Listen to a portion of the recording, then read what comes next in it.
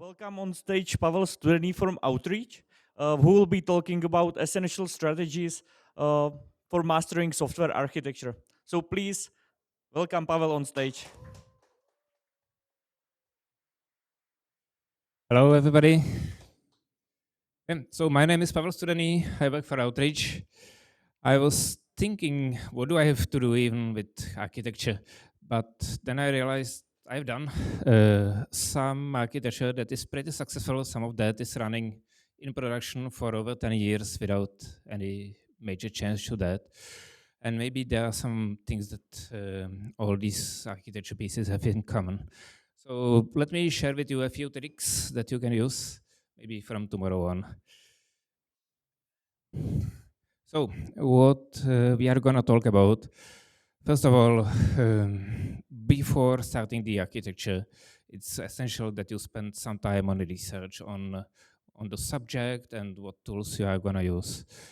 Then I'm going to talk about how to design the architecture for change, because as Robin was sharing, conditions might change and you want to change the architecture of your product. So how do you plan for the change and do it efficiently? And then architecture is not always about just code. So we will have a small look at that. Yeah. So maybe you are doing small e-shops. You have a customer who comes and I have this logo. Can you make me an e-shop? And you have a template that you use and just do the logo and here you go, customer. And you're wondering, can I do architecture? And no, you can't, which is maybe not that good for you. It's probably good for the business. You are able to quickly adapt to whatever the colors the customer wants, and that's it. But maybe eventually you will start thinking how to improve that framework, and in the end, when doing that, you will get to some architecture. So the hope is never lost. Yeah. So with that, on the research, one thing that for me, for example, was difficult when doing research because most of us are doing Scrum or Kanban or something like that, and we have all the stickers that we have to move, right? And how does it fit with the research that I need to do for 2 or 3 weeks? But then even when doing research, maybe you wanna organize with somebody else and split the research into multiple parts, and everybody would take part of that. So one guidance here is that what's on the sticker doesn't always need to be a code. It could be documentation, it could be prototypes, anything that you can later on use to build the architecture. So this is how to fit research into your Scrum, if you were in doubts.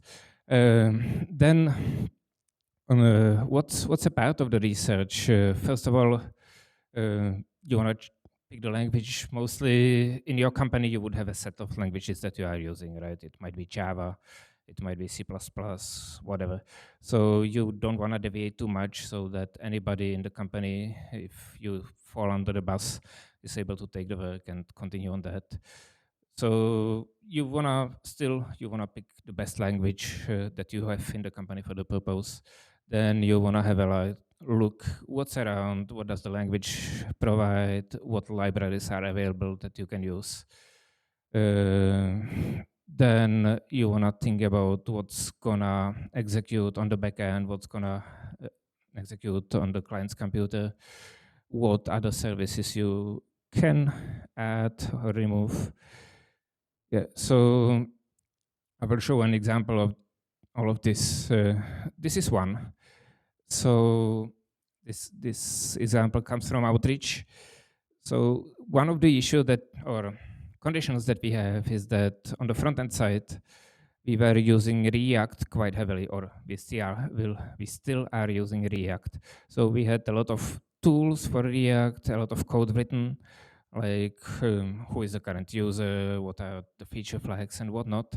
And then we were building a browser extension that does many things that are invisible. So in browser extensions, you inject a JavaScript into the web page, and the JavaScript analyzes what's on the web page, where do I do my things on the web page, how do I modify the web page. This is not visible, and we still wanted to use the React tools. So how we did that in order to be able to use the React tools that we already have, we created a invisible document fragment that is detached from the web page. There, from we were able to start the React, have all the tools set ready, and then via a React portal, we would do a small jump into the page, and then when we wanted to do something visible, we did another portal to Shadow DOM, where we were doing our UI in isolation from the web page. So this is an example how to use your company conditions and reuse or what you already have. Then, if there is something that you probably should take away, is data and code separation, and prefer the data whenever you can, because what this allows you can see in here that the code is, even if you do code only, it's on less lines than over here when you split the data and the code. So ideally, if you prefer to be concise, maybe you would think about choosing the code only. But then this approach with the data being separated allows you to feed the data from somewhere else. For example, you don't need to change the code. You can load the data from your service and change very easily without a single code change. So I will show an example of that later. One extra point.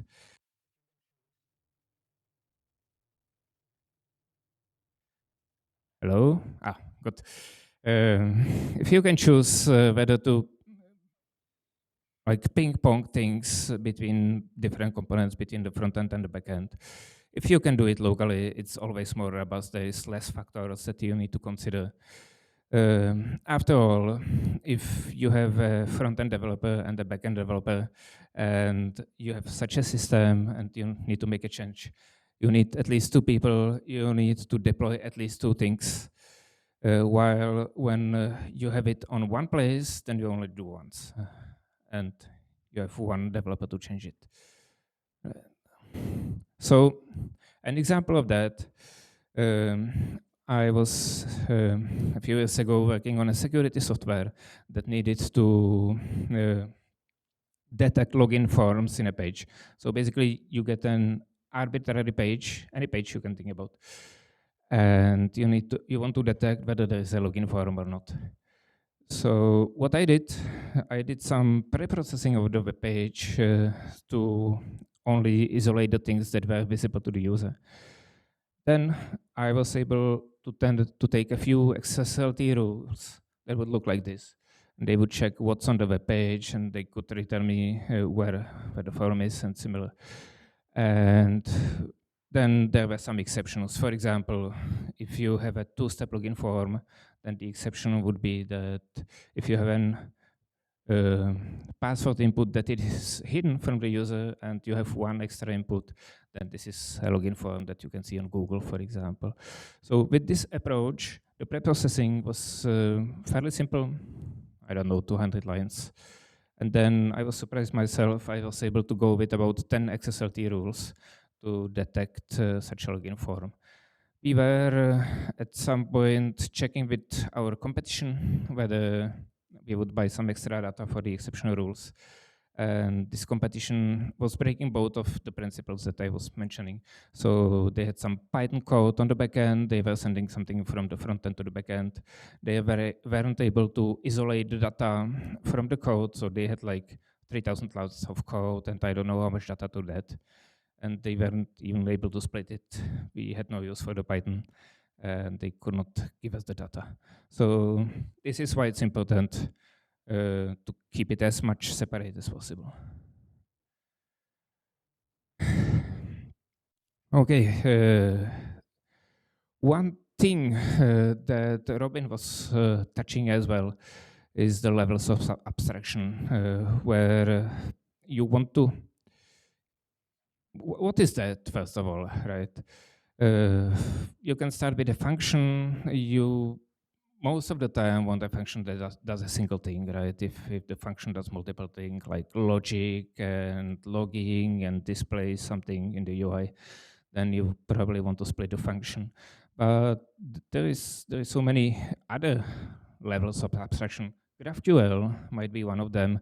You may think that GraphQL is mostly to collect info from different backends and pass it to the front end, right? But it's not always the case if you are using GraphQL and anybody, if you think about that, how often with the GraphQL queries that you are collecting data from multiple microservices. It's not that often, but it allows you to change the microservices effectively. You can, on the microservice side, you can change from REST to gRPC or whatnot.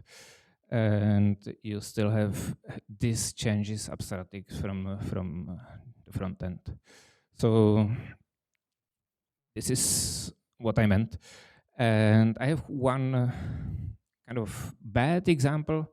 I could not correlate it to the good example before because we don't make mistakes in outreach. But yeah, so you can have an interface like that. You have some classes that derive from the interface. You have some manager that would call the methods on the instances, right? And yeah, then you realize that while the train is always moving on the road, on the railway there and back, maybe the bus goes 2D on the yard. So you would like to introduce another coordinate. So what do you need?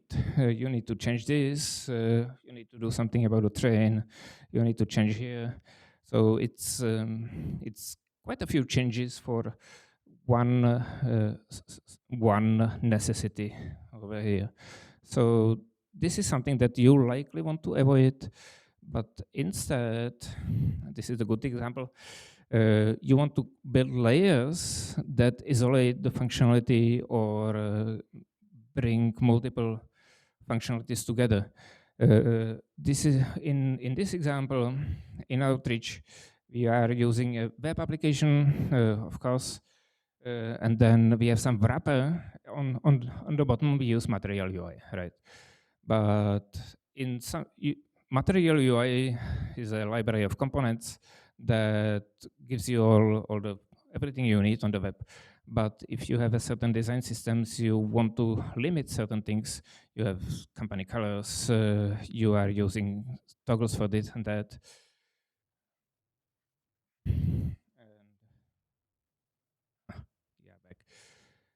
And maybe at some point you want to even update your component library. So with such a wrapper, it's fairly easy. You update to Material UI 5. You may do some adjustment in the CSS in the wrappers, and you don't need to change the application at all. It's done. And then a little bit on the architecture levels. So far we have been talking mostly about code, which is the first part of the thing, where you have a look at algorithms, at the tools, at the classes and whatnot. But you can take it from the code level to the project level and have a look at architecture, how you share modules, how you pull multiple developers to work on the code efficiently and so on. And then you can move even further and think about how your containers are running in the cloud or wherever, how they are interacting with each other and with the front end. So all of this actually belongs to the architecture. Then you can bring it one more level up and think about all the services that you offer to the customers. But then this is probably less technical.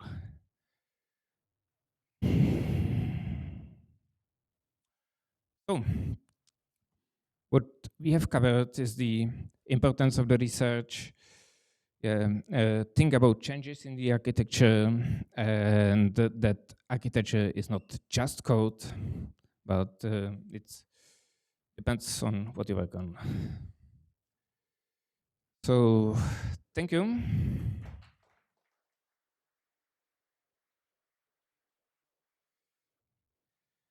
I hope that this was useful, and at least some of you, when you come to the office tomorrow, you will apply something from this.